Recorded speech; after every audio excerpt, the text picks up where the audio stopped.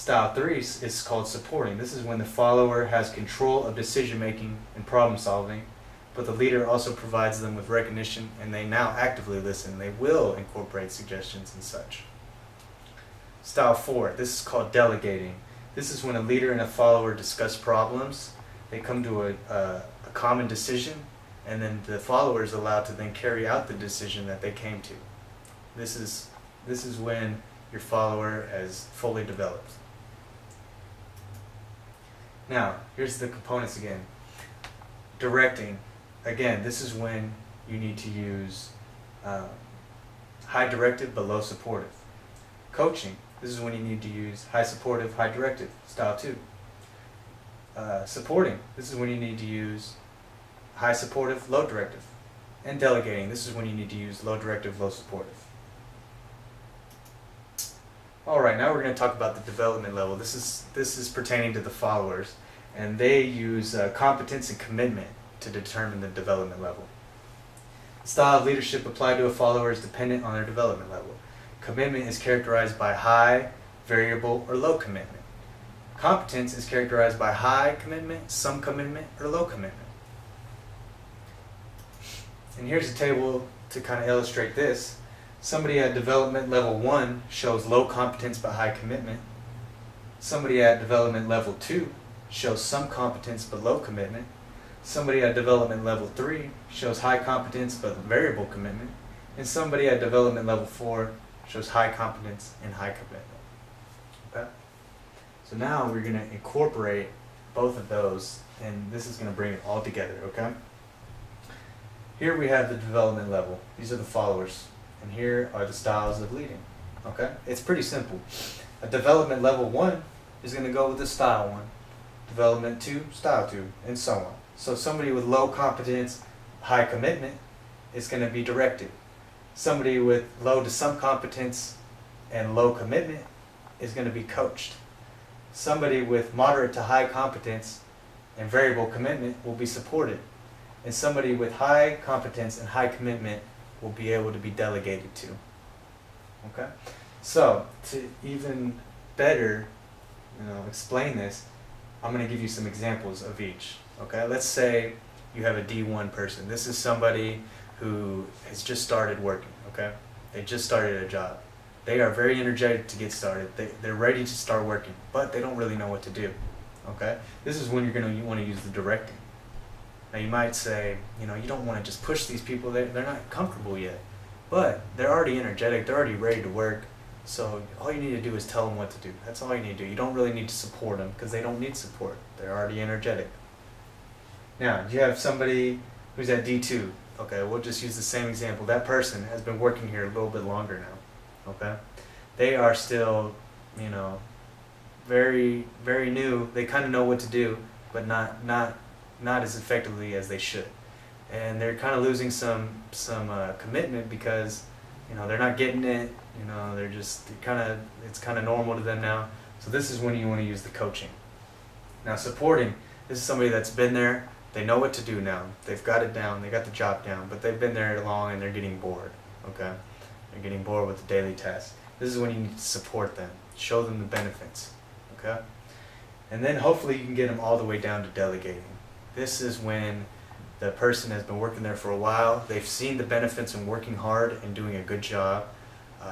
So they have high commitment, and of course they've been there long enough to where doing their job is like the back of their hand. It's no problem for them. This is where you want to get people to delegating. Okay?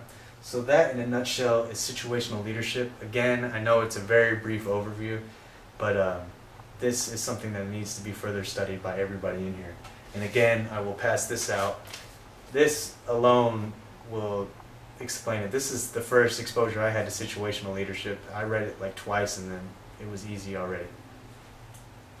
Alright, before I even start with the next topic, I'm going to go ahead, just disregard the PowerPoint. I'm going to write some stuff on the flip chart, and you tell me what these people have in common.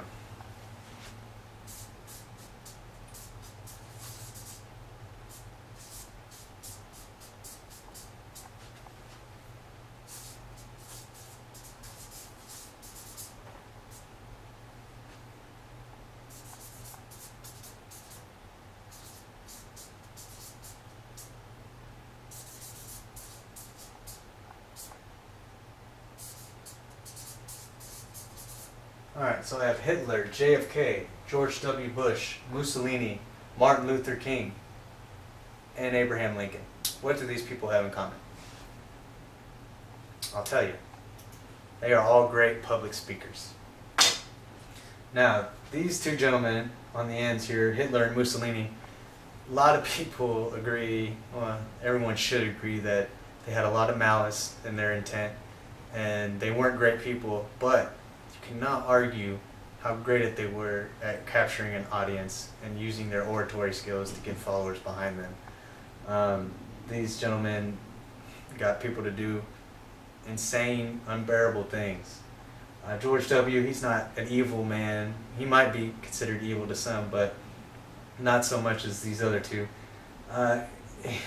He was also a great orator. He was able to get people to join his fight on terrorism, and just a great speaker. These three gentlemen obviously were great speakers. Their words resonate all through everywhere, the internet, everything. They were all pushing for civil rights, and they were all able to effectively get people behind them in their fight. Public speaking, huge. Here's some tips, alright? First one, major tip, know your material. You need to know what you're talking about.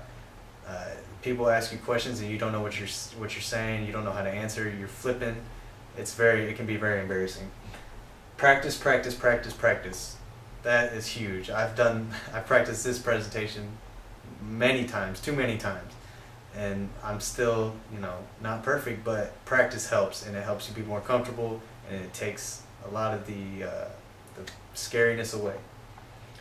Also, know your audience. Know at least a little bit about your audience. Know like the median age.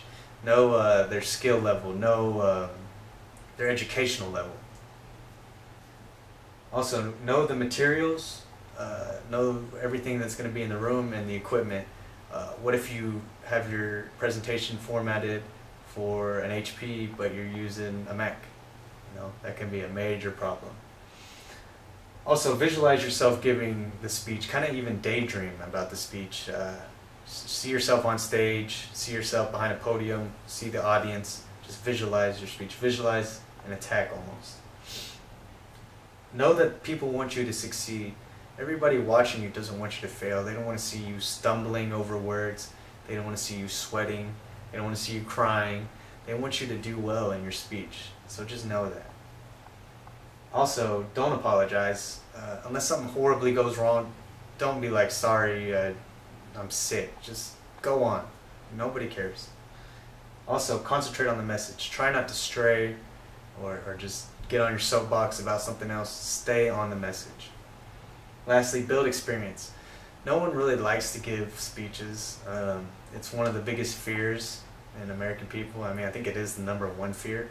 But just do it. It's practice. It's going to help you. I mean, everybody's got to give speeches at some point, so just do it. Alright, so that kind of concludes our presentation. I'm going to give a little summary here.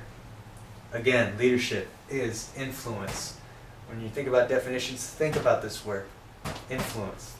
Leadership versus management. Leadership, they deal more with their followers, the people aspect, and management is all about organizational goals. Get it done, let's do it. Situational leadership, great tool in leading. Huge adaptive style of leadership. You can't go wrong with using situational leadership because it has many opportunities and many options. Public speaking, again, even the most hated people were able to get followers because they had great oratory skills. So just remember that. Okay? I'd like to thank everybody. Now what I'm going to do is I'm going to pass out this situational leadership handout, and you will be able to ask me questions while I do this. Just put your hand up and I'll simply call on you. Okay? Thank you again for your time.